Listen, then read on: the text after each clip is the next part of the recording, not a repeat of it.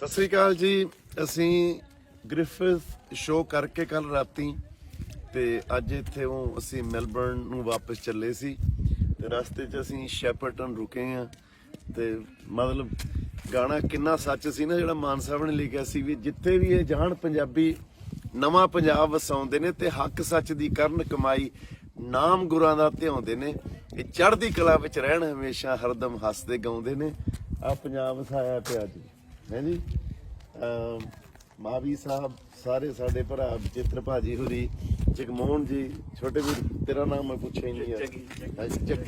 ਜੱਗੀ ਨੇ ਸਾਨੂੰ ਕੱਲ ਇੱਥੇ ਘਰੇ ਸਾਗ ਤੇ ਮੱਕੀ ਦੀ ਰੋਟੀ ਆਨੰਦ ਆ ਗਿਆ ਸਾਰਾ। ਇੱਧਰ ਇਹਨਾਂ ਦੇ ਐਪਲ ਵਗੈਰਾ ਇੱਥੇ ਲਗਾਏ ਹੋਏ ਆ ਤੇ ਸਾਹਮਣੇ ਕੀ ਕੁਛ ਹੈਗੀ ਆ ਨਾਸਪਾਤੀਆਂ।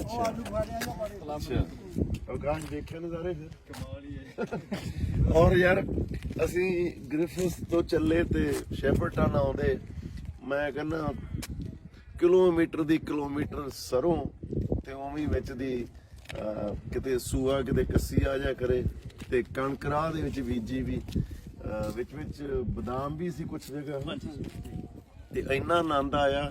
ਪੂਰਾ ਪੰਜਾਬ ਵਸਾਇਆ ਪਿਆ। ਮੈਂ ਆਸਟ੍ਰੇਲੀਆ ਬਹੁਤ ਦਫਾ ਆਇਆ।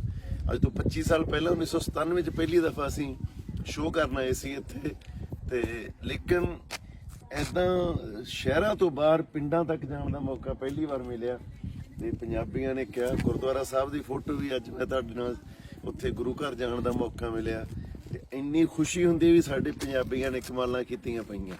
ਗੁਰੂ ਮਹਾਰਾਜ ਏਦਾਂ ਹੀ ਕਿਰਪਾ ਕਰਨ ਸਰਬੱਤ ਦਾ ਭਲਾ ਮੰਗੀਏ ਤੇ ਸਾਰੇ ਸਾਡੇ ਵੀਰ ਜਿੱਥੇ ਵੀ ਦੁਨੀਆ ਭਰ 'ਚ ਤੁਸੀਂ ਬੈਠੇ ਹੋ ਸਾਰੇ ਚੜ੍ਹਦੀ ਕਲਾ ਵਿੱਚ ਰਹੋ ਜੀ।